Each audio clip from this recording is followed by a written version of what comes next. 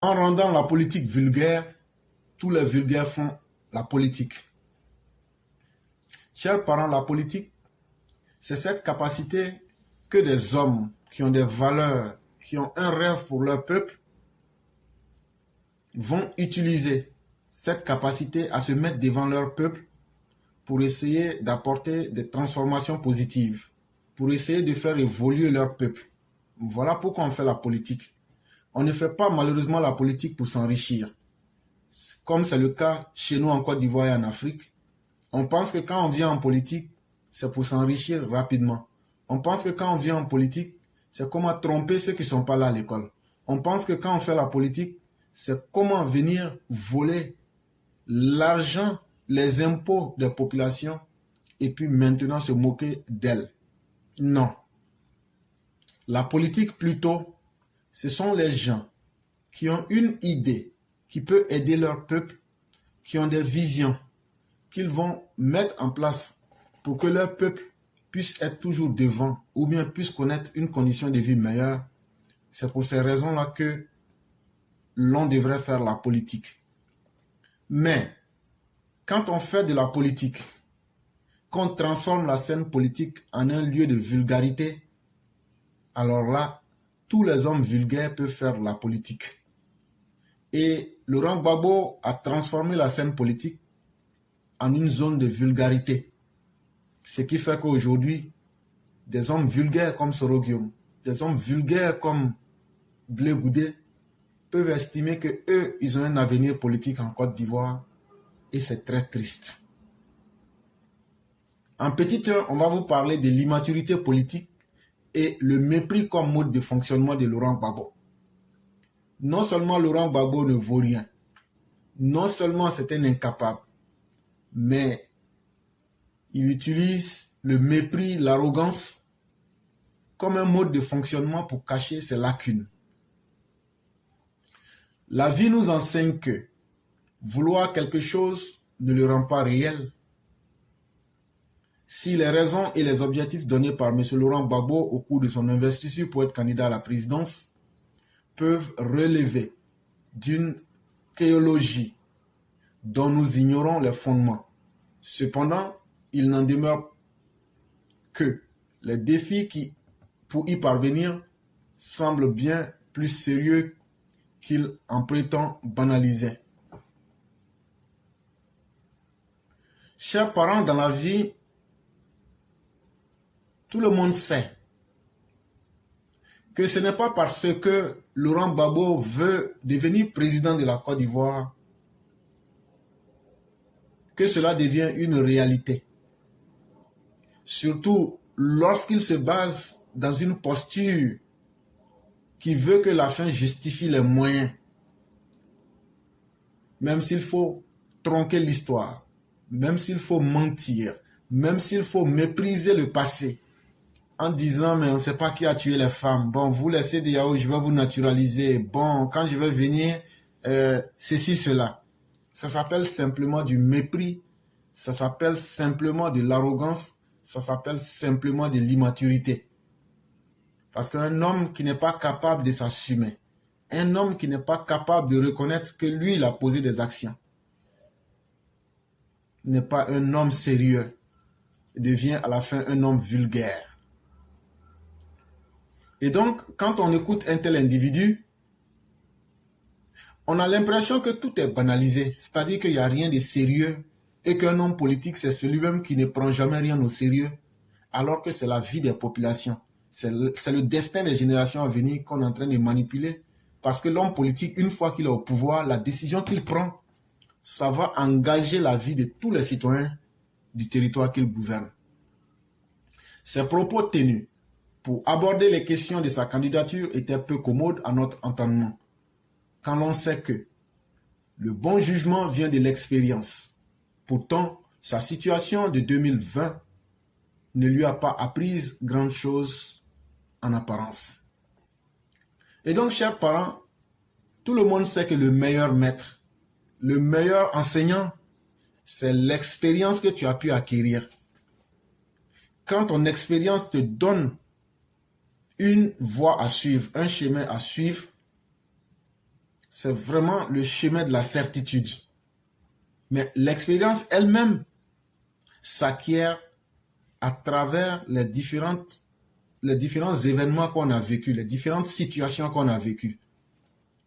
Figurez-vous, imaginez-vous un être humain comme Laurent Gbagbo, qui a vécu des expériences aussi humaines, quelles qu'elles soient, mais qui ne tire jamais les leçons de ce qu'il vit comme expérience, comme situation. Voilà quelqu'un qui vit dans la vie comme si lui, il n'y avait pas de responsabilité, comme si la vie c'était un jeu et qui ne retient jamais rien. Est-ce qu'un élève qui va à l'école, mais qui vient toujours la tête plus vide qu'auparavant, est-ce que cet élève-là peut dire qu'il a retenu quelque chose?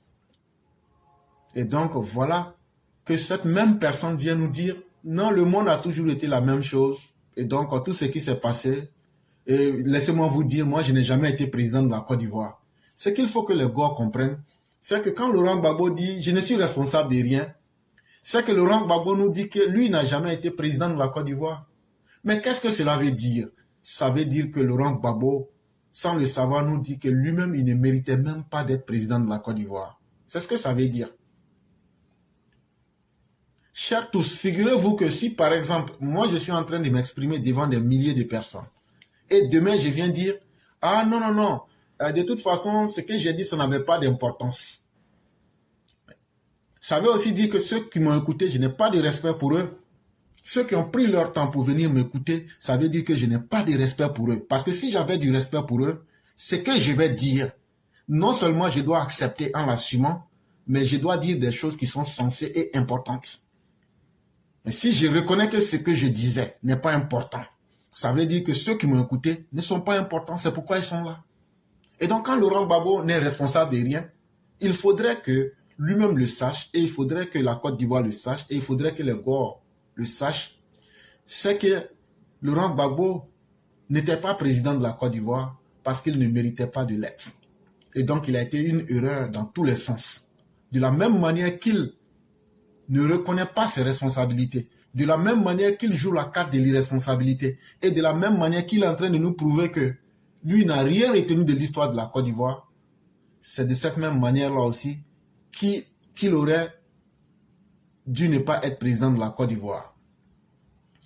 Pratiquer des scénarios dans la tête pourrait être une perte de temps, parce que la réalité n'est pas imaginaire. L'imagination de revenir président, pour l'instant, révèle d'un rêve fulminant ou d'un conte de fées.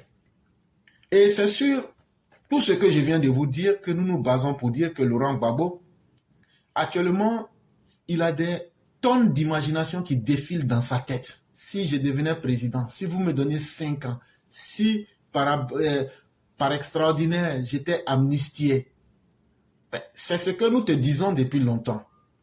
Ce n'est pas parce que tu ne veux pas accepter la responsabilité de quelque chose que ce que tu as dans ta tête, que tu imagines là, va devenir une réalité et que le monde va fonctionner en fonction de ton imaginaire.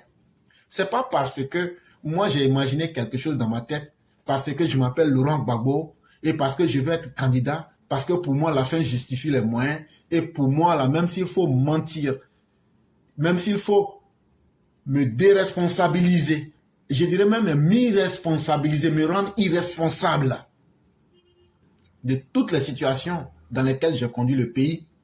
Une chose est évidente, puisque j'ai imaginé ça, il faut que ce soit la réalité.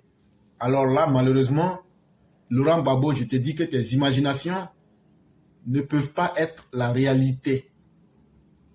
Et donc, si c'est ce qui te donne du courage pour avoir des rêves fulminants, pour être dans un conte de fées, pour être dans Alice au pays des merveilles, je suis au déplaisir de t'informer que la réalité, elle est en face de tout le monde et que tu as été une erreur catastrophique pour la Côte d'Ivoire.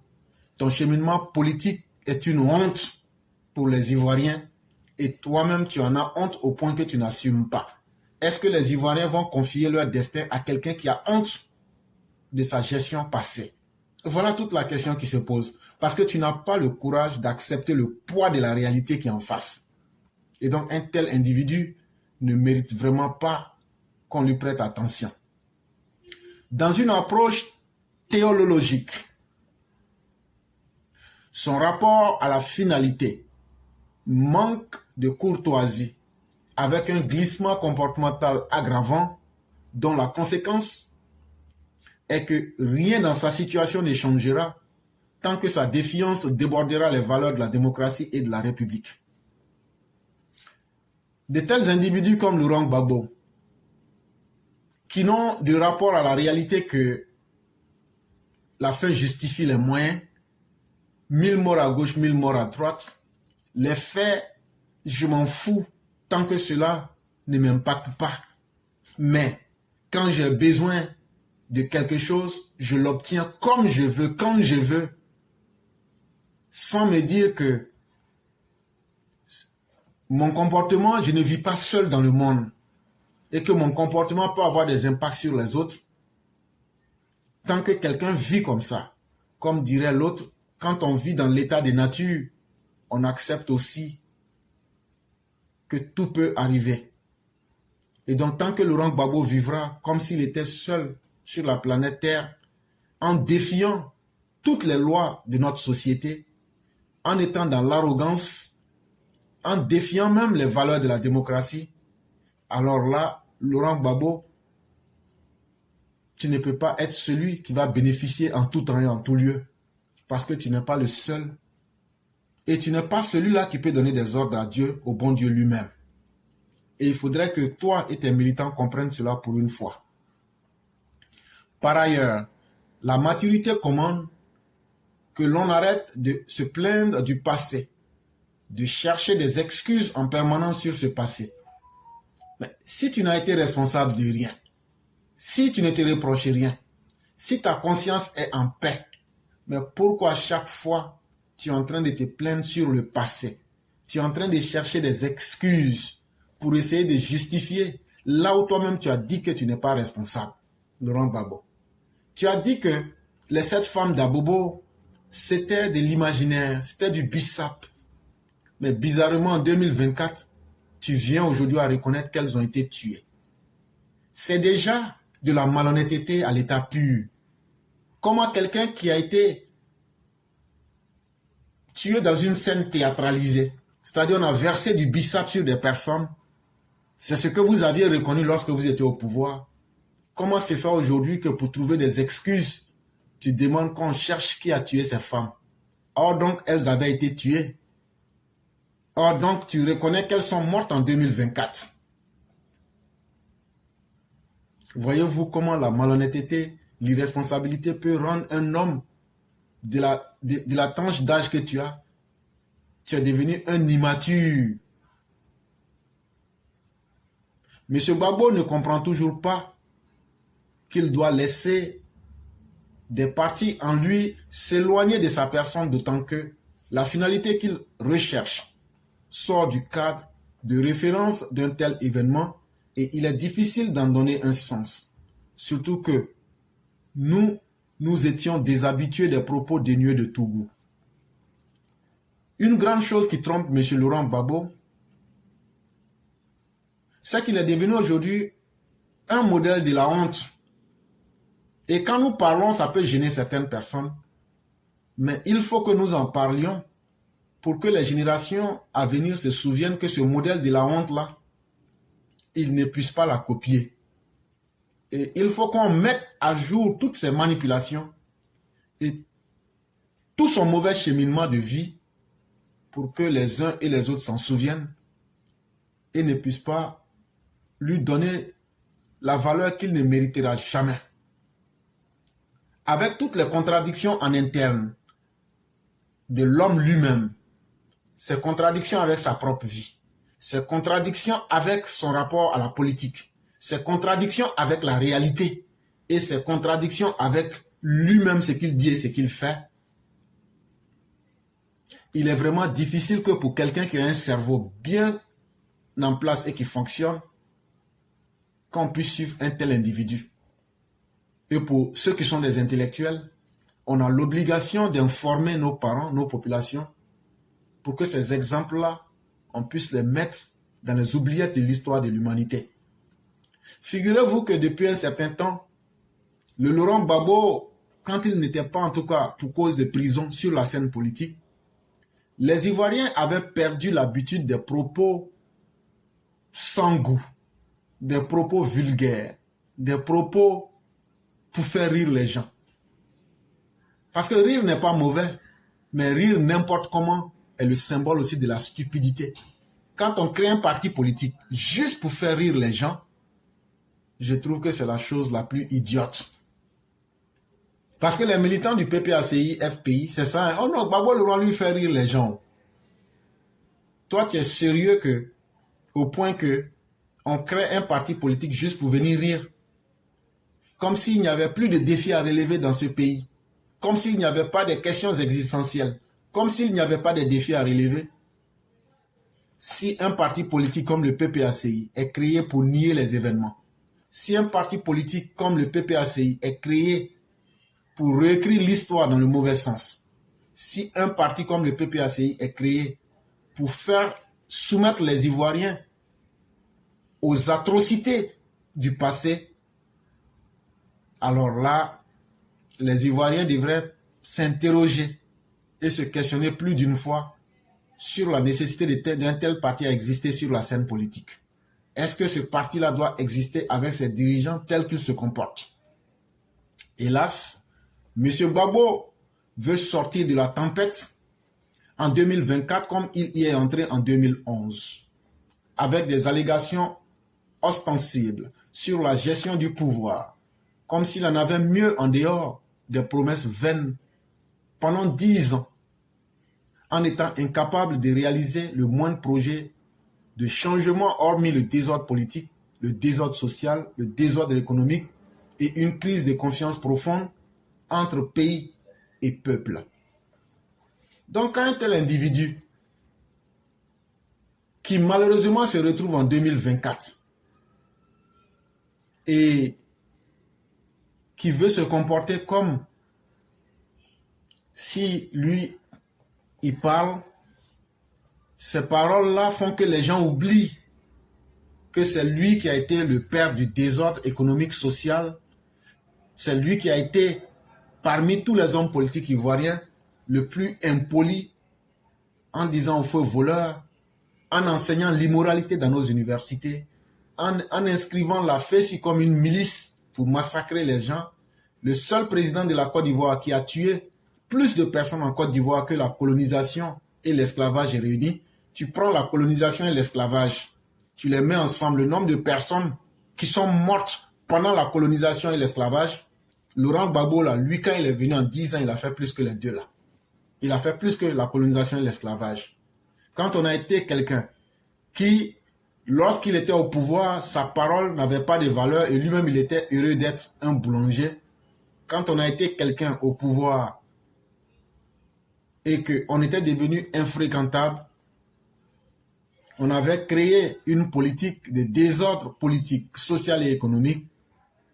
Alors là, malheureusement, on est très mal placé pour faire des promesses en 2024. Les Ivoiriens sont en droit de demander d'abord, est-ce que tu as changé? Est-ce que tu n'es plus un boulanger? Est-ce que tu ne vas plus recréer le désordre politique? Est-ce que tu seras capable de créer de l'ordre économique et social? Quand les Ivoiriens auront posé ces questions et que vous aurez répondu de façon responsable, c'est à partir de ce moment-là que peut-être certains parmi eux vont peut-être hypothétiquement essayer d'écouter votre message. En petit 2, le dysfonctionnement affectif envers les autres. En réalité, Laurent Gbagbo déteste tout ce qui n'est pas Laurent Gbagbo. Laurent Gbagbo a de la haine pour ça. C'est ce qu'on va appeler ici le dysfonctionnement affectif envers les autres. Parce que dire aux enfants des autres, allez lutter pour moi, pour que moi, c'est comme dire aux enfants des autres, quittez dans les plantations de vos papas, allez cultiver moi dans ma plantation pour que moi je mange. Mais dans ce cas, il dit aux enfants des autres, quittez vos cours, n'écoutez pas les conseils de vos papas, venez mourir dans les rues pour moi. Quand je vais prendre le pouvoir, je vais vivre à l'aise avec mes enfants et vous allez me regarder. Sa gouvernance a malheureusement montré qu'il ne devrait jamais mériter la confiance du peuple, tant l'incompétence et l'irresponsabilité était la profusion pour la population. Et donc, comme nous vous le disions, quand on a quelqu'un qui est irresponsable et incompétent, incompétent, ça veut dire quelqu'un, il est vaurien. Irresponsable, lui, il n'est responsable de rien. Imaginez-vous ces deux défauts. Quand ça se retrouve chez quelqu'un et que c'est ce qu'il a servi à son peuple pendant 10 ans, le peuple a le droit de comprendre que malheureusement, si on avait su, on n'aurait même pas donné un premier mandat à Laurent Gbagbo, à plus forte raison faire de lui un président en Côte d'Ivoire. Ça, c'est ce que l'histoire et le passé retiendra de Laurent Gbagbo. Ce vendredi 10 mai 2024 de son investiture, il montra que l'art est son ennemi et la maladresse sa préférence. Un homme dont les épreuves de la vie n'ont pas pu faire changer. Et donc avec le spectacle honteux de Vuvuzela et des sbroufs populaires à laquelle nous avons assisté le 10 mai 2024 à l'Hôtel Ivoire, Laurent Gbagbo a démontré que tout ce qui est beau, lui, il est l'ennemi de tout ce qui est beau, de tout ce qui est joli, de tout ce qui est humainement acceptable, de ce qu'un homme normal voudrait là. Lui, il est ennemi de tout ça. Mais en même temps, lui, il est l'ami de la maladresse. Lui, il est l'ami de tout ce qui est calamiteux, de tout ce qui est affreux. Et il est surtout l'ami de ceux qui sont incorrigibles. Ça veut dire les épreuves de la vie là, ne lui ont pas donné d'expérience d'enseignement. Et ça, il faut être un âne pour ne pas changer.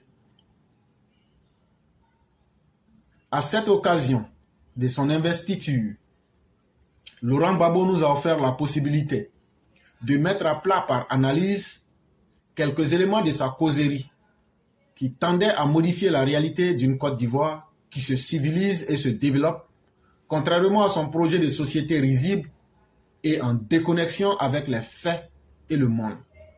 Et donc, allez prendre le discours du Laurent Gbagbo quand il était à sa séance de causerie avec ses partisans endoctrinés et surtout abétis. Ça veut dire qu'il a rendu complètement bête. Et ce qu'il nous a offert, pour ceux qui savent analyser, c'est que Laurent Gbagbo nous a montré que lui, il a la capacité de modifier la réalité de la Côte d'Ivoire simplement à travers ce qu'il dit. Mais ce qu'il oublie, c'est que la Côte d'Ivoire s'est civilisée et la Côte d'Ivoire s'est développée. La Côte d'Ivoire s'est civilisée parce qu'aujourd'hui, il n'y a pas un Ivoirien qui a pour projet d'aller tuer un autre Ivoirien. Il y a d'autres qui le pensent. Les militants du FPI le pensent. Et c'est ça le fondement de la politique de Gbagbo. Mais ce que vous pensez là, si vous êtes garçon, faites-le. Quand le 6 va devenir 9. Mais pourquoi attendre demain? Ce que je dois faire là, je fais aujourd'hui. Et donc là, la Côte d'Ivoire s'est civilisée. On a imposé la vie correcte à chacun des citoyens. Et la Côte d'Ivoire se développe parce qu'on veut le développement pour des êtres civilisés. Mais contrairement à cela, on a vu un projet de société risible. Ce n'était même pas un projet de société. C'est un assemblage de propos imaginaires. Mais comme à ses habitudes, ces propos n'ont aucun sens. Pourquoi ils n'ont aucun sens? Parce qu'ils sont déconnectés de la réalité. Et ce sont des propos qui sont loin du monde réel. Aujourd'hui, là, est-ce que toi-même, quand tu écoutes, toi, tu es un étranger en Côte d'Ivoire? Est-ce que toi, tu es sûr que c'est Laurent Gbagbo là qui va, toi, te naturaliser? Toi-même, tu sais que c'est faux. Est-ce que, même si lui-même il veut faire, est-ce que ses partisans vont accepter? Toi-même, tu sais que c'est faux. Mais pourquoi il fait ça? Il fait ça parce qu'il veut vous blaguer, pour vous mettre dans un mouvement de violence, mais surtout pour que les Maliens, les Assimi Goïta et les Burkinabés et les Ibrahim là puissent le soutenir pour faire un coup d'État en Côte d'Ivoire. C'est tout. Sinon, ceux qu'ils mettaient dans les charniers, ceux qu'on appelait les CEDEAO, ceux qui ont leur nom inscrit dans vos ambassades parce qu'ils ont été massacrés là, c'est lui, Laurent Gbagbo, qui a fait ça. Donc, quand un tel individu sort pour venir parler là, pour nous dire que lui, dans son projet de société, lui va naturaliser les étrangers, mais nous, ça nous fait rire. Parce que ce n'est pas possible.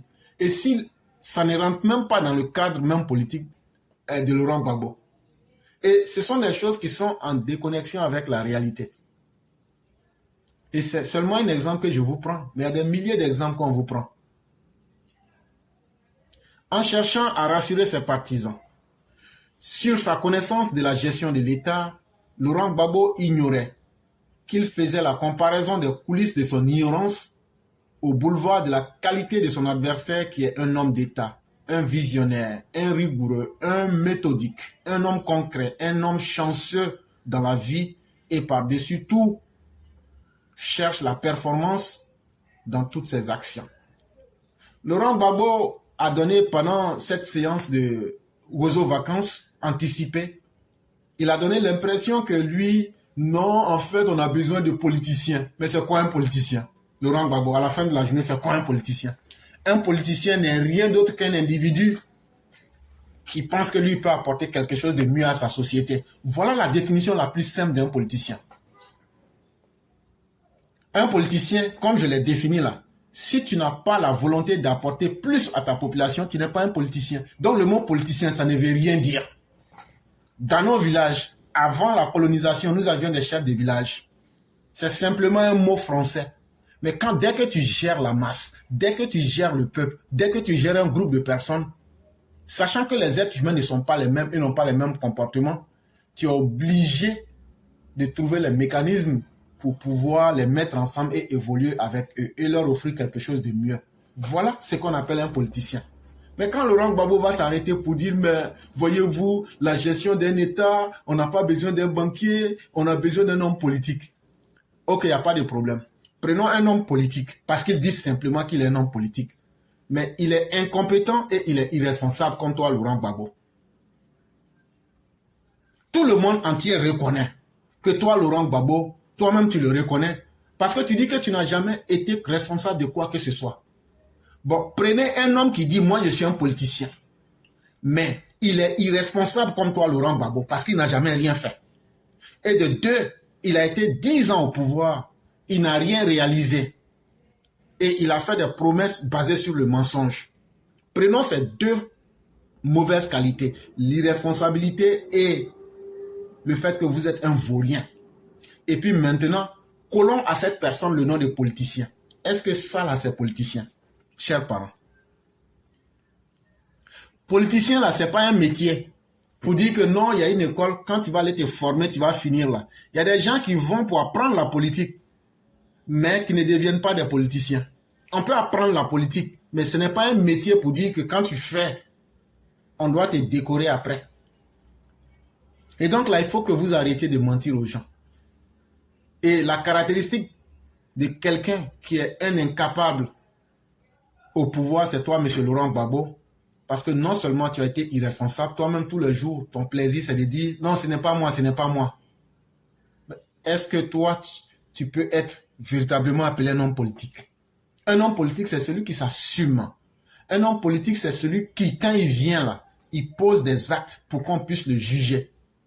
Mais quel est ce politicien-là qui ne pose jamais d'actes et qui est en train de nous faire partir dans le vent et qui veut qu'on lui fasse confiance? Ce n'est pas possible. Quel est ce politicien-là qui n'a aucune vision? Ce n'est pas possible. Toujours dans le passé, en train de ressasser le passé. Mais tu n'as été responsable de rien, mais pourquoi c'est toi qui veux accuser les autres? Il faut être en harmonie avec toi-même. Et donc, un homme qui est en défaut même de conscience avec sa propre personne et qui veut toujours rejeter la faute aux autres, ça s'appelle simplement un individu qui ne s'assume pas. Et donc, ça s'appelle un lâche. Quand tu mets un lâche au pouvoir, toi-même, tu vas voir les conséquences. A contrario, le président Ouattara nous a habitués à l'homme d'État, qui n'est pas un politicien. Alassane Ouattara, là, tout le monde sait qu'au départ, là, il n'était pas un politicien. Mais c'est les événements qui l'ont obligé à rentrer dans la politique. Et il ne s'est jamais comporté comme un politicien. C'est Alassane Ouattara qui vient et dit, voilà mon programme de campagne.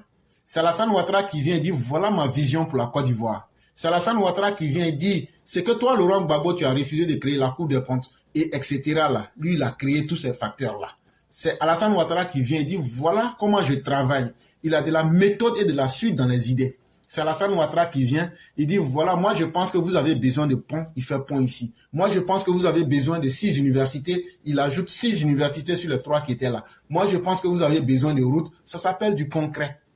Et c'est Alassane Ouattara qui vient, qui est en partenariat avec le monde extérieur, arrive à nous faire découvrir des gisements baleines, Kalao, des gisements des mines d'or, etc., etc. C'est de cela qu'il est question. Un homme politique, la politique, ce n'est pas un métier qui est basé sur le hasard. Si tu ne connais rien, si tu es irresponsable et si tu es un vaurien, il n'y a rien qui se fera. Et c'est ce qu'on a vu avec ton temps. Et donc, en politique, là, ce qu'on recherche dans les actions d'un homme qui se dit homme politique, c'est la performance. C'est ce que j'appelle aussi l'efficacité. Au plan juridique, les prétentions de Laurent Gbagbo sont au cœur de ce qui pourrait décrire une situation de crise à venir. En se déclarant innocent des conséquences de son irresponsabilité politique, il dénature et falsifie la délibération des juges qui l'ont fait libérer, sauf que ces fausses allégations ne pourront le sauver de la réalité de candidat inéligible. Et donc, quand Laurent Gbagbo sort aujourd'hui, comme si, en disant que je suis irresponsable, je n'ai rien fait, cela serait suffisant et que cela va faire que la réalité va changer lui à son avantage, mais il faudrait qu'on dise à Laurent Gbagbo, ce comportement que tu es en train d'adopter là, Laurent Gbagbo, ça va apporter notre guerre civile. Et dans cette guerre civile, on va te tuer. Ton comportement là, ça réveille tous les démons. Mais cette fois-ci là, on va t'abattre. On va te tuer. On va te massacrer avec ta famille.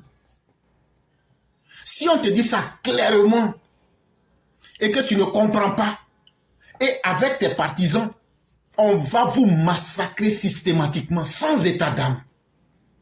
Ce comportement que tu es en train d'adopter là, te moquer. Aujourd'hui, tu reconnais que les 7 femmes ont été tuées. Alors que hier, elles avaient versé du bissap sur elles-mêmes pour faire du théâtre.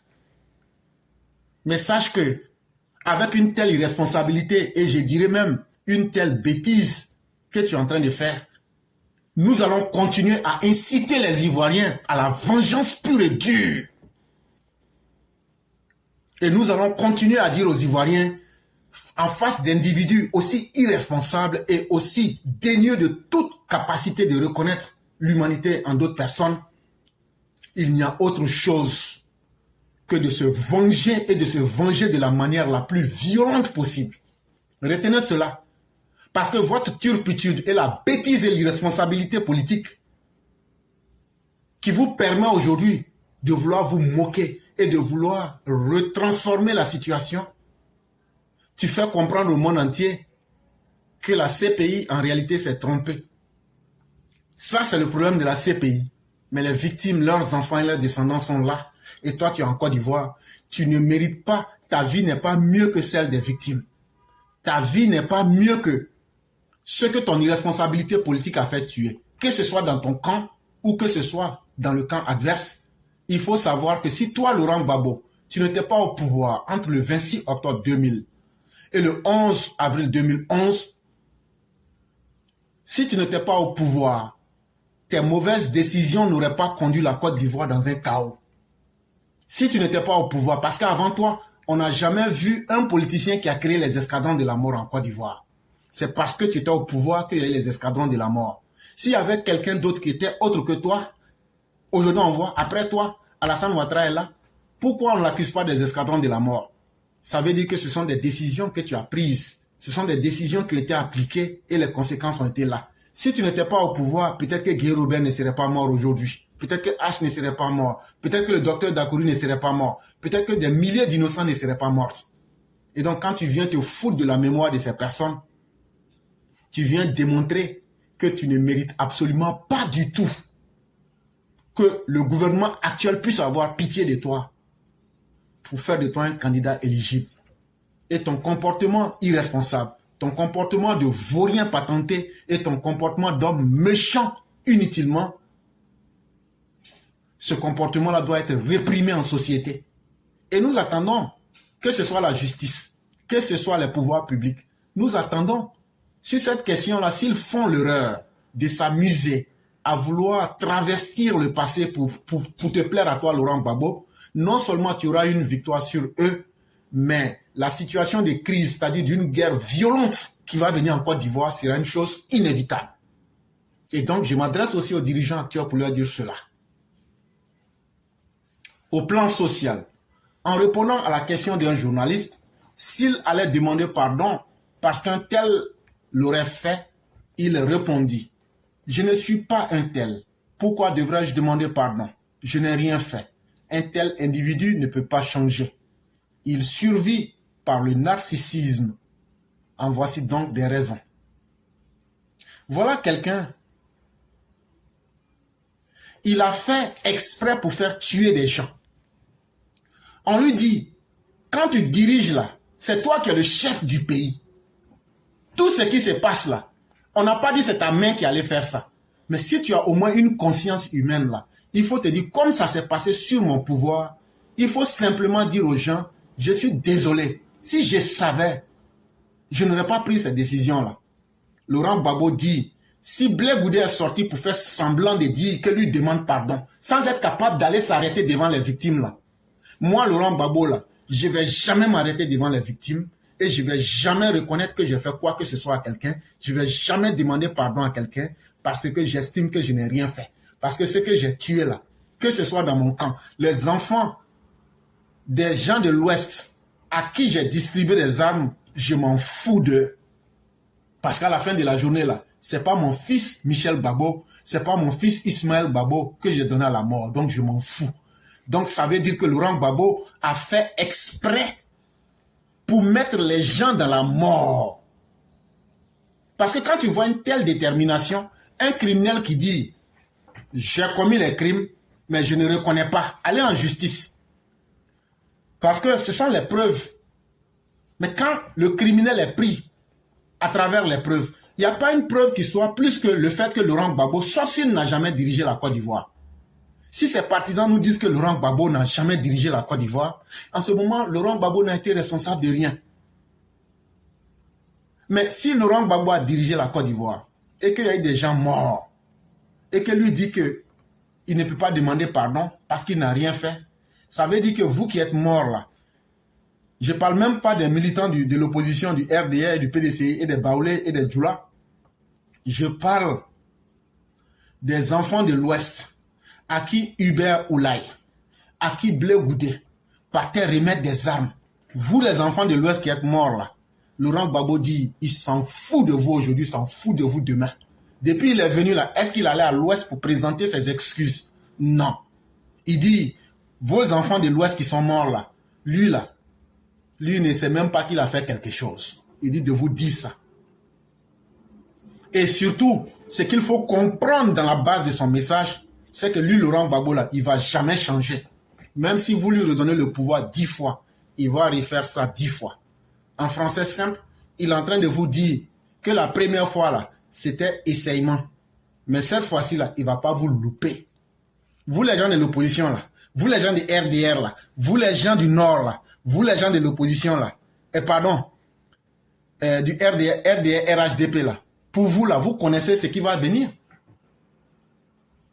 Et donc, là, s'il a pu faire ça à ses propres partisans, là, vous savez, il dit, il va vous mater et après, là, s'il y a peut-être 3 ou 4 qui restent parmi vous, là, et je l'ai déjà dit depuis 2021, Laurent Gbagbo, dans sa tête, il vient pour faire 3 millions de morts en Côte d'Ivoire. Ça, c'est le minimum. La population du Nord, quand on prend les 11 régions du Nord, ça fait pratiquement 4 200 000 personnes. Mais Laurent Gbagbo va se charger de vous réduire en enlevant 3 millions parmi vous. Et le reste là, eux-mêmes ils vont chercher à rentrer dans les pays de l'AES et à changer de nationalité. C'est ce que Laurent Gbagbo est en train de vous dire actuellement à travers ces propos-là. Donc continuez à vous amuser en vous disant non, et moi là, depuis que Ouattara est venu là, moi je ne gagne rien. Dans la politique là, moi je ne gagne rien. C'est comme ça. Continuez à vous distraire vous-même. Continuez à vous oublier. C'est vous ils vont tuer. C'est pas moi ils vont tuer. Ça, la vérité là, on n'a qu'à se dire et puis on va passer. C'est vous ils vont massacrer. Ah non, politique là, si moi je n'ai pas eu ça là, je ne suis pas dedans. Si moi là, depuis que Ouattara est venu là, nous on ne gagne rien dedans. Toi tu ne gagnes rien dedans, tu n'es pas en paix. La machine de mort qui devrait faire un génocide là, il ne faut pas te presser, tu vas avoir la mort. Laurent Gbagbo va t'offrir la mort à toi et à tes enfants.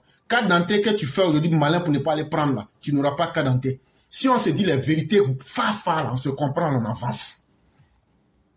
Donc Laurent Gbagbo dit de vous dire, ne vous pressez pas. C'est essayement j'avais fait avant. Mais là où j'ai échoué là, quand je vais venir cette fois-ci là, je ne vais même pas vous donner une minute. Escadron de la mort est petit. Angolais est petit dedans. Ce que je vais vous montrer là, le monde entier va savoir que quand ils m'ont mis à la CPI là, même CPI même va pleurer après ça. Parce que je vais faire ce que je n'avais pas pu faire. Monsieur Gbagbo ne peut pas changer. Parce qu'il ne reconnaît pas du tout avoir été le responsable moral et politique de la majorité écrasante des morts et des tueries de la violence de 2010 à 2011. Est-ce que quelqu'un qui n'a aucune moralité, est-ce que quelqu'un qui n'a aucun sens de la responsabilité, un père de famille là, quand tu n'arrives pas à nourrir tes enfants, quand tu n'arrives pas à maintenir ton petit foyer, est-ce que moralement tu es satisfait de toi-même? Mais quand tu vois un autre père de famille qui se vante avec son immoralité et en même temps qui ne reconnaît pas que c'est une responsabilité et qu'il y a eu des milliers de morts, pour ne pas parler du million, c'est la chose la plus déshonorante. Les mercenaires angolais qui sont venus là, c'est sous les signatures de qui ils sont venus? Les mercenaires sud-africains qui sont rentrés en Côte d'Ivoire, qui a signé pour qu'ils rentrent en Côte d'Ivoire? Les mercenaires biélorusses qui ont bombardé les différents camps et fait des morts, qui a signé pour qu'ils soient présents en Côte d'Ivoire? Les escadrons de la mort, les CKCK là, les malheurs qu'ils ont fait là, c'est avec l'accord de qui ils l'ont fait? Monsieur Gbagbo ne peut pas changer parce qu'il garde le visage sans remords devant ceux des parents accablés de voir leurs enfants, leurs amis et leurs proches brûlés vifs en pleine rue par ces partisans de la LMP-FPI surexcités à faire vivre l'enfer à ceux de ses adversaires. Et donc, chers parents, pour ceux qui ne sont pas satisfaits et qui pensent que la politique c'est un jeu, Laurent Gbagbo n'est rien d'autre que Hitler dans la peau d'un homme noir qui veut faire Auschwitz en Côte d'Ivoire pour que le monde se souvienne de lui le plus longtemps possible. Laurent Gbagbo, si les uns et les autres s'amusaient à lui redonner le pouvoir ou même à lui donner un éditoire sur la scène politique, sachez que cet homme-là qui ne regrette jamais le mal qu'il fait aux autres, qui a le courage de regarder les parents des victimes et de leur dire « Je ne vous demande pas pardon, je m'en fous de vous. J'ai brûlé vos enfants, j'ai brûlé vos amis, j'ai fait massacrer en brisant les têtes de vos parents avec des briques sur les routes. J'ai brûlé d'autres à travers Blé Goudé, à travers l'article 125. Et j'ai surexcité mes miliciens pour créer l'enfer et le désordre à tous ceux qui pensaient différemment de moi. Alors là, sachez que ce modèle-là, si je ne le regrette pas, c'est que je vais le refaire encore. Monsieur Gbagbo ne peut pas changer parce que son regard ignore les victimes de sa barbarie. S'interroge encore comment l'indicible a pu être possible juridiquement en sa faveur à la CPI. Malheureusement, la CPI a son mode de fonctionnement et malheureusement aussi, la responsabilité revient à l'État d'avoir failli à donner toutes les preuves pour que Laurent Gbagbo ait été jugé et condamné à la CPI. Le gouvernement du président Ouattara, quoi qu'on dise, sera aussi moralement et même politiquement responsable à travers leur incapacité à donner les preuves et les hommes qu'il fallait. Ça, si Laurent Gbagbo a échappé à la CPI, c'était un échec du régime du docteur président Alassane Ouattara et ça a été une responsabilité morale et politiquement du président Alassane Ouattara que de n'avoir pas été capable de juger un criminel qui ne regrette pas ce qu'il a fait et qui est même prêt à reprendre ses méfaits. Ça, le régime de Ouattara portera cela à vie et l'histoire retiendra cela. Entre digression et vengeance, l'envie de Laurent Gbagbo de revenir au pouvoir pour resserrer les clous ne peut répondre qu'à une digression politique et un aveu de vengeance pour restaurer certainement encore le déshonneur et le désordre auquel il est coutumier. Donc, pour ceux qui ne le savent pas, apprêtez-vous Et pour ceux qui sont en train de se distraire avec la réalité, pour dire, ah non, les choses ne seront plus comme avant, et de toute façon là, et peut-être qu'il a changé, peut-être qu'il n'a pas changé, continuez à jouer de la loterie avec vos vies. Mais une chose est sûre, Laurent Gbagbo fait dans la digression politique, mais ce qu'il dit, la vraie réalité là, c'est un aveu de vengeance. Il est en train de vous dire, si je reviens au pouvoir, je vais devenir un pharisien. Je vais être comme les pharisiens. Aujourd'hui, je me comporte comme les pharisiens devant Ponce Pilate. On a fabriqué des histoires. On a dit, Jésus, il a dit qu'il veut être le roi. On a menti sur lui pour qu'on puisse l'amener à la mort. Et donc, c'est comme ça que Laurent Gbagbo se comporte aujourd'hui comme les pharisiens en face de Ponce Pilate, juste pour vous blaguer pour qu'il vienne au pouvoir. Mais derrière, sa vengeance demeure intacte et féroce. Sa vengeance pour restaurer le déshonneur et le désordre auquel il est un habitué, il est un client. Il va le refaire, chers Ivoiriens, et n'ayez point de doute. Sa volonté de malveillance ne fait ni honneur à la Côte d'Ivoire démocratique, ni honneur à la Côte d'Ivoire républicaine, si tant est que la démocratie est par définition et la République est le pouvoir dont dispose chacun de résister à la domination arbitraire des autres. M. Laurent Gbagbo a violé toutes ces valeurs. Il ne devrait pouvoir prétendre qu'il est innocent dans les crises survenues dans notre Côte d'Ivoire. Et donc si Laurent Gbagbo, avec tout le déshonneur qu'il a fait subir à la Côte d'Ivoire, avec toute la honte, et surtout, quand toi tu étais un dirigeant et tu as mis en danger la vie des citoyens ivoiriens, si tu n'as aucun regret pour cela, si toi, c'est la barbarie qui est le symbole même de la politique pour toi, et le fait de violer les règles pour être un homme très heureux, quand il dit « je suis un roublard », quand il dit « c'est dans les histoires de femmes qu'on peut m'attraper », quand il fait des détournements, quand il est dans la vulgarité, est-ce que tu ne seras pas au moins responsable de tes propres propos? Si tu n'es pas responsable de tes actes, sois au moins responsable de ce que toi-même ta bouche a pu dire. Et ces faits sont là, et allez les regarder. On peut être irresponsable jusqu'au point même de dire « je ne suis pas responsable de ce que j'ai dit ». Et ça fait pitié. Et voilà des raisons qui font que Laurent Gbagbo ne devrait même pas dire qu'il est innocent. Mais malheureusement, c'est en Côte d'Ivoire qu'on voit de tels individus venir encore tromper le peuple pour encore servir à ce même peuple les mêmes choses. En 2000, au mois d'octobre, au milieu de la contestation électorale, un charnier de 57 corps a été découvert à Yopougon. 8 gendarmes inculpés des meurtres ayant été opérés pour le compte du régime du FPI ont été acquittés par le tribunal de Laurent Gbagbo, un tribunal militaire à l'époque. Est-ce que le charnier de Yopougon a existé ou pas? Si le charnier n'a pas existé, comment Bepan et son groupe ont été, les 8 gendarmes ont été inculpés? Au plan économique, parlant du désendettement, Laurent Gbagbo recherchait un faux plaisir. Malheureusement, encore, sa référence fait écho sur un surendettement, alors que le classement de la Côte d'Ivoire par les agences de notation internationales sur sa capacité à rembourser ses dettes est exemplaire, ce qui traduit les incongruités de Gbagbo.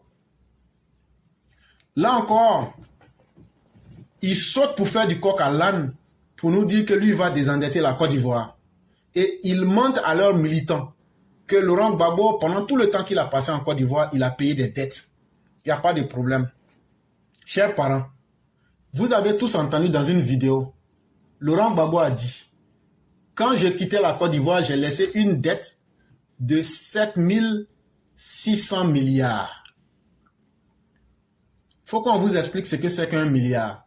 Un milliard là, tu prends 1 million là. Quand tu prends 1 million là, tu comptes ça 1000 fois. C'est ça qui fait 1 milliard. Lui, il a laissé ça 7000 fois et puis 600 fois. 7600 milliards. c'est ce que lui il a laissé comme crédit. Bon, c'est pas grave. Laurent Gbagbo, quand tu prenais le pouvoir là, quelle est la dette que Bédié et Oufoué ont laissée? Toi-même, tu viens nous dire que quand tu as pris le pouvoir, ça s'est sorti de ta propre bouche. Sauf si tu nous dis encore que tu n'es pas responsable de ce que tu as dit. Tu dis que quand tu as pris le pouvoir là, il y avait une dette de 4 000 milliards. Ça veut dire que c'est Oufoué, Bédié qui ont laissé ça. Donc, de 4 000 milliards, si toi tu as vraiment payé les dettes, comment se fait-il que lorsque tu quittais le pays, la dette a passé de 4 000 milliards à 7 600 milliards? Si tu as vraiment payé là, donc toi tu payes, mais ça augmente seulement. En réalité, il faut arrêter de mentir aux Ivoiriens. Tu as été l'homme politique le plus incapable, avec une politique économique désastreuse, avec une politique de surendettement et avec une politique hasardeuse où tu livrais tout à la France, selon les propos même de ton ancien ministre Mamadou Koulibaly, où vous avez tout donné à la France pour juste espérer rester au pouvoir. Tu as été tellement lamentable que tu prenais de l'argent de la Côte d'Ivoire pour distribuer aux hommes politiques français pour qu'ils fassent leur campagne. Et c'est tout ça qui a fait que tu n'as non seulement pas pu rembourser les 4 000 milliards de crédits que tu as trouvés selon ce que toi-même tu as dit dans ta bouche là, mais tu as augmenté les crédits de la Côte d'Ivoire. C'est les 4 000 milliards que tu es venu trouver là. Toi seul, Laurent Gbagbo, tu as ajouté 3 600 milliards sur les 4 000. Ça veut dire en 10 ans de gestion là, tu as ajouté 3 600 milliards sur ce qui était là. Et donc, il faut que vous arrêtiez de mentir aux gens. Et quand tu laissais le pays, la Côte d'Ivoire avait un taux d'endettement de 68%. Aujourd'hui, en 2024, avec le président Ouattara, nous sommes à 58%. Quand tu quittais le pays, la Côte d'Ivoire était parmi les pays les plus pauvres et les plus endettés de la planète Terre. Mais aujourd'hui, la Côte d'Ivoire n'est plus pays PPTE. La Côte d'Ivoire est classée aujourd'hui parmi les 10 meilleures économies de l'Afrique. La Côte d'Ivoire est classée aujourd'hui comme la 3e économie de l'Afrique subsaharienne. Et la Côte d'Ivoire est classée comme la 2e économie de la CEDEAO. Voilà les réalités qu'il faut qu'on dise aux Ivoiriens. Et il faut qu'on explique simplement les choses à nos parents. Quand tu es venu là, les crédits c'était 4 000 milliards. Tu dis que tu payais. Mais si tu payais là, ça devrait diminuer. Mais comment se fait-il que ça a augmenté? C'est devenu 7 600 milliards. Ça veut dire ce que tu as trouvé là, non seulement tu n'as pas payé, mais tu as pris encore 3 600 milliards pour ajouter dessus. Mais Alassane Ouattara, là, lui, il a fini de payer tout ça. Et pour nous rendre compte que Alassane Ouattara a payé là, toutes les agences de notation, ainsi que tous ceux qui donnent des crédits à la Côte d'Ivoire disent que la Côte d'Ivoire n'a aucun défaut de paiement. Ça veut dire aujourd'hui, quand on dit défaut de paiement, là, ça veut dire que tu devrais payer même quand tu rates 1 minute. La Côte d'Ivoire n'a pas fait ça, soit Alassane Ouattara. Et mieux, la signature de la Côte d'Ivoire aujourd'hui est bonne. Et le remboursement de sa dette se fait non seulement à la bonne date, mieux, il n'a jamais été un problème sous la gouvernance du président de la République, Alassane Ouattara. Donc quand tu as bien entendu ça, allez demander à la Banque mondiale. Ceux qui donnent crédit, là, on les connaît tous. Il y a la Banque mondiale, il y a le FMI. En tout cas, ceux qui prêtent crédit dans le monde, là, les plus grands prêteurs, là, si tu enlèves le FMI et la Banque mondiale, c'est que le reste, là, il n'y en a pas.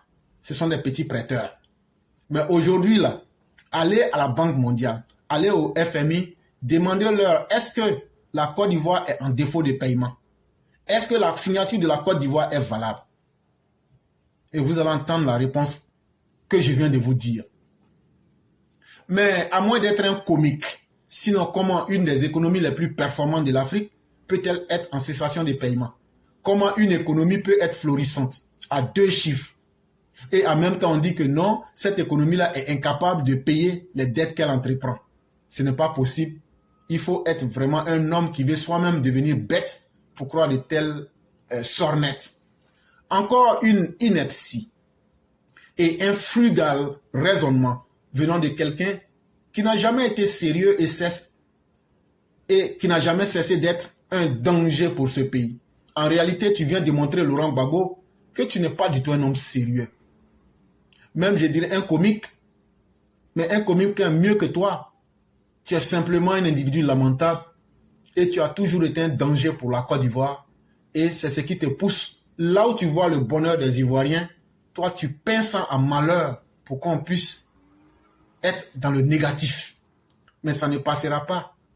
Et c'est pourquoi même votre lamentable tentative de faire croire que la Côte d'Ivoire est devenue pays PPTE, Dieu merci que les faits sont là. Et que ce n'est ni vous, ni moi qui inventions les faits. Autant qu'on s'en rappelle, M. Laurent Gbagbo, le prétentieux, grand politique, supposément, qui a fait l'acquisition à coups de milliards, en l'occurrence en 2003, d'une usine fictive dénommée Fulton, avec des fonds de régulation et de contrôle FRC, créés par son régime du FBI, en mettant les paysans ivoiriens en danger. Laurent Gbagbo, tu parlais du prix du café. Mais est-ce que quelqu'un peut être pire que quelqu'un qui crée une agence fictive, une agence imaginaire, le FRC, le Fonds de régulation et de contrôle du cacao et du café, prendre des milliards de contribuables pour aller les cacher aux États-Unis et venir dire aux gens on a payé usine. On n'a jamais vu la couleur ni l'odeur de l'usine. En faisant ça, non seulement tu as pris l'argent du dur labeur de nos paysans, mais cet argent-là, les paysans devraient te demander compte. Et pour ça, si les paysans posaient plainte, tu peux aller encore en prison. Mais ce que tout le monde retient, de la même manière que tu as fait le braquage de la BCAO là, c'est simplement de cette même manière que vous avez volé l'argent des planteurs. Et donc, quand on est un voleur comme toi, Laurent Gbagbo, un individu habitué au vol, même les voleurs qui ont un peu de moralité, ils attendent que la nuit tombe avant de passer à leur sale besogne. Est-ce que tu me comprends un peu? C'est les voleurs qui se respectent là. Ils attendent que la nuit tombe. C'est par respect, ils ne peuvent le faire en journée. Mais ils attendent que la nuit tombe au moins pour s'accorder un peu de crédit à eux-mêmes. Toi, tu as été un braqueur de la BCAO. Tu as été un voleur de l'argent des planteurs. C'est toi qui vas venir parler du cacao. Mais ta mauvaise politique de libéralisation de la filière. Le 16 octobre 2006, symboliquement à San Pedro, à Niamey et à Mbato, si tu avais une bonne politique pour les planteurs là, pourquoi le 16 octobre 2006, les planteurs ont brûlé leur cacao?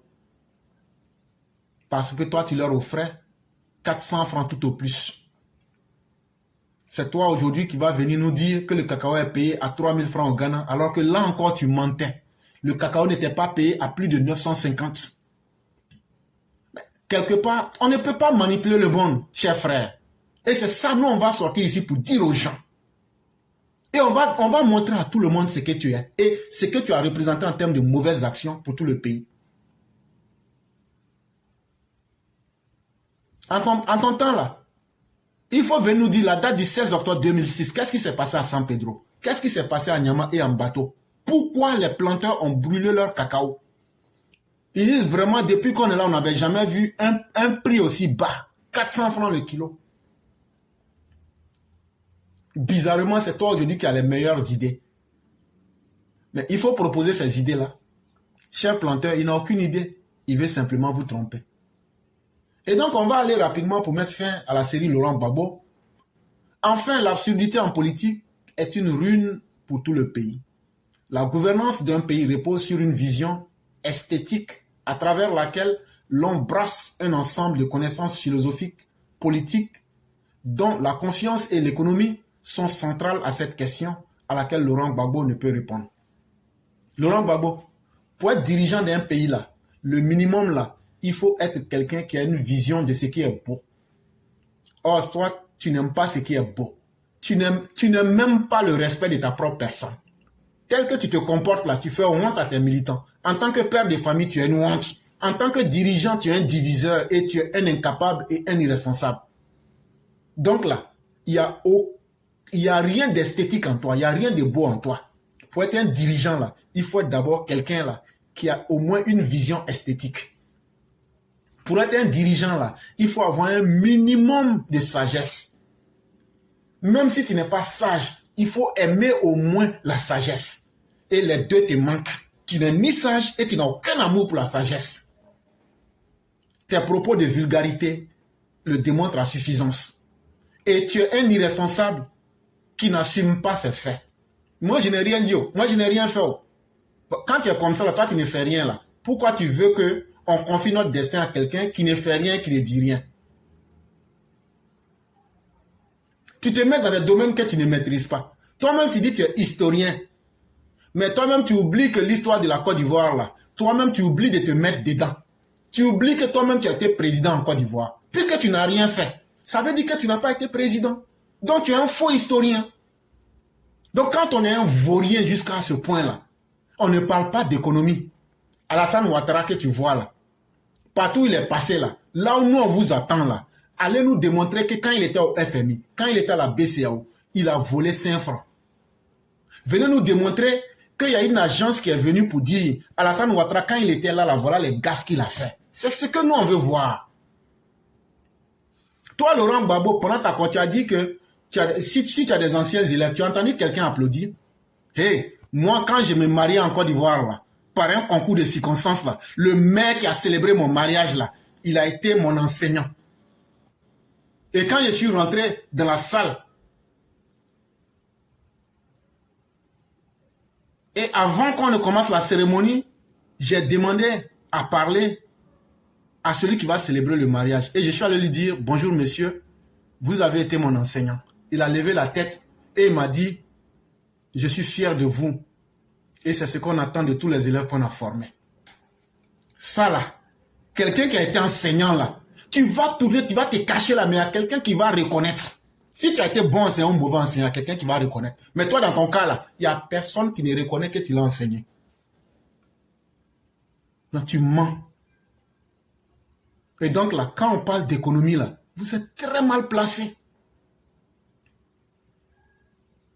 M. Gbagbo n'a jamais eu cette confiance, ni au plan national, ni au plan international, et ses orientations politiques étaient fausses. C'est pourquoi il a échoué, et les Ivoiriens ne devront plus jamais lui faire confiance. Et je vais te faire réécouter ce que Afin Essan disait. Pourquoi vous avez perdu le pouvoir? Je vais jouer ça ce soir, pour que les uns les autres entendent. Parce que c'est important pour la mémoire. Éclaireur a parlé, le père Koulibaly a parlé, parce que nous on est aujourd'hui au pouvoir et on est contre toi. Mais ceux avec qui tu as géré ce pays-là, ceux que Afin Essan qui était ton premier ministre là, il va dire que vous aviez mis un régime des plus despotes et des plus dangereux et des plus nécrophages mortifères au pouvoir. C'est ce qui a fait que vous avez perdu le pouvoir. Et ça, on va écouter ça aujourd'hui pour que les Ivoiriens comprennent. Et donc, on écoute ici ensemble Afin Essan, en train de faire le procès de la gestion de Laurent Gbagbo. Est-ce que j'ai proposé au président d'être son vice-président à l'occasion de la rencontre que nous avons eue à Bruxelles? Oui. J'ai proposé ça. Mais pourquoi j'ai proposé? Parce que ce n'est pas courant. Ce n'est pas anodin que quelqu'un qui est président dise, bon, je descends, être vice-président, et toi, prends la présidence. Est-ce qu'on voit ça souvent? Est-ce qu'on voit ça souvent? Les gens qui sont présidents, souvent, ils s'approchent à leur présidence et ils se débattent. Et le président Laurent Gbagbo lui-même s'est approché. Quand les autres disaient qu'il avait perdu le pouvoir, et qu'on faisait même la guerre, que les gens mouraient, est-ce qu'il a dit non?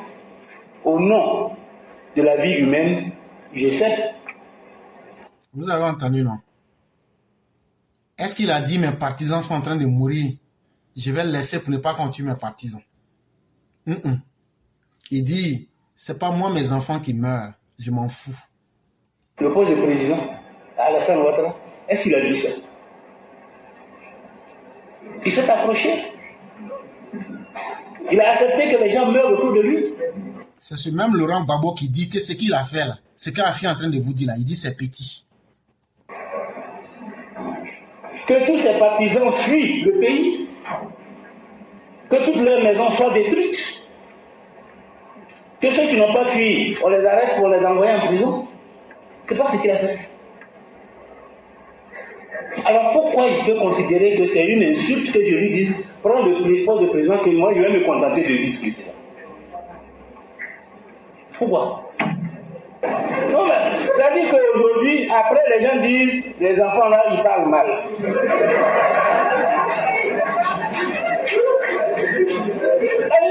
C'est ça le problème en Afrique. C'est ça le problème en Afrique. Ah ouais, Afrique, il parle mal. Mais c'est quelqu'un qui fait en sorte qu'on lui parle. Là-dessus, beaucoup d'Ivoiriens. Parce que ce que les Ivoiriens attendaient de lui, c'était véritablement des gestes de réconciliation. Et ça permet même de douter de la sincérité de la rencontre qu'il a pu avoir avec le chef de l'État, le président Alassane Ouattara. Lorsqu'on voit un peu les actes qui ont été posés depuis l'aéroport jusqu'à cette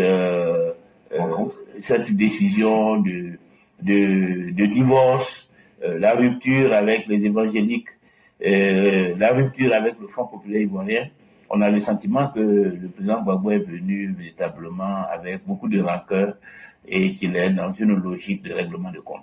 Il n'a pas... Vous entendez son ancien premier ministre, non? Vous les gens du RDR, RHDP là, Laurent Gbagbo est venu là, c'est pour venir se venger sur vous.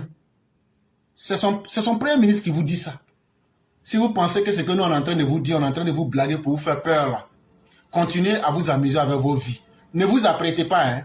C'est qu'on vous dit là, cette fois-ci là, apprêtez-vous. Dès qu'il y a bang-bang là, quelqu'un vous attaque là, vous tuez la personne. C'est tout ce qu'on vous demande. Le reste là, laissez ça.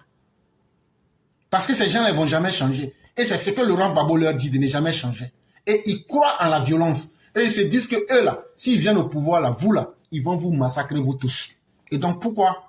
Voilà, Afin Guessan vous répète ça. Ça a été toujours leur politique. Il n'a pas su trouver, il n'a pas su poser les actes attendus par les Ivoiriens, il n'a pas su poser les actes attendus par les militants du Front populaire ivoirien, et on ne sait pas où il va.